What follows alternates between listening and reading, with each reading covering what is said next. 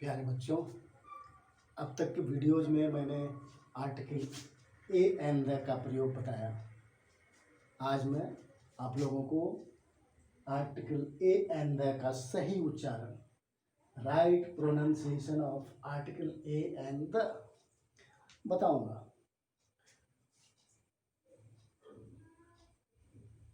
जैसा कि आप जानते हैं, अब तक ए का उच्चारण हम लोग ए ही करते आए, एन को एन करते आए और टीएच डी को डी भी बोलते आए और द भी बोलते आए। लेकिन उसका सही उच्चारण क्या होगा, कहाँ कैसे करना है, आज मैं बता रहा हूँ। ए का उच्चारण मोर देन 95% अ होता है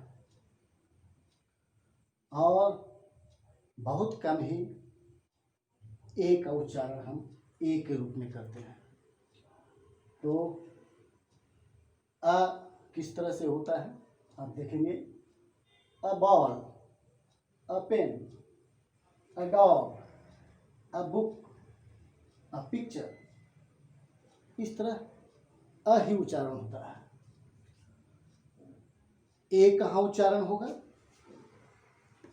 इन केस ऑफ स्ट्रेस और इम्फेसिस। स्ट्रेस या इम्फेसिस यानी जोर देने के सेंस में ए का प्रयोग होता है। जैसे आई एट ए सिंघाड़ा, मैं एक ही सिंघाड़ा खाया। एक ही सिंघाड़ा, तो यहाँ ए का प्रयोग इस सेंस में हुआ। इसी प्रकार ए एन का उच्चारण एन नहीं करके अन, मोर देन 95% अन के रूप में होता है। an apple, an orange, an honest man, an ice cream, an aeroplane, इस तरह अन के रूप में होता है। और एन के रूप में कहाँ होगा? तो इन केस ऑफ स्ट्रेस और इम्फेसिस एन के रूप में किया जाता है, यानी जोर देने के सेंस में।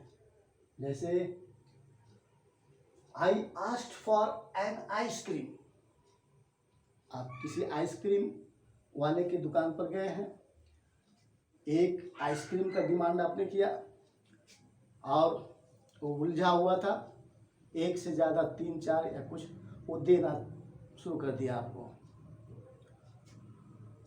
तो आप कहेंगे I asked for an ice cream, मैंने एक ही आइसक्रीम मांगा। इस तरह से स्ट्रेस या इम्फेसिस यानी जोर देने के सेंस में एन का प्रयोग किया जाता है। अब हम बढ़ते हैं द के प्रयोग की तरफ। THE द या दी, इसको दी कहाँ बोलेंगे और द कहाँ बोलेंगे, ये सीखेंगे। अगर ये द किसी वॉवेल के पहले आता हो तो उसको द नहीं बोल के दी बोलेंगे। जैसे the old man, the umbrella, the ink pot, the ant, the enemy, the honest man, the के रूप में करते हैं। लेकिन अगर वो किसी कॉन्सोनेंट के पहले आ रहा है तो वहां द करेंगे। The cat, the dog, the train, the river, the university. University का पहला अक्षर यद्यपि वॉवेल है, लेकिन वहाँ यू यानी य एक कॉन्सोनेंट साउंड है, इसीलिए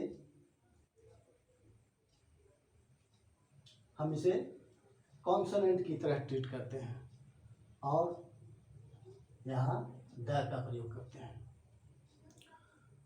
तो ए एंड द का सही उच्चारण मैं समझता हूँ आप सीख गए हैं। थैंक यू बच्चों।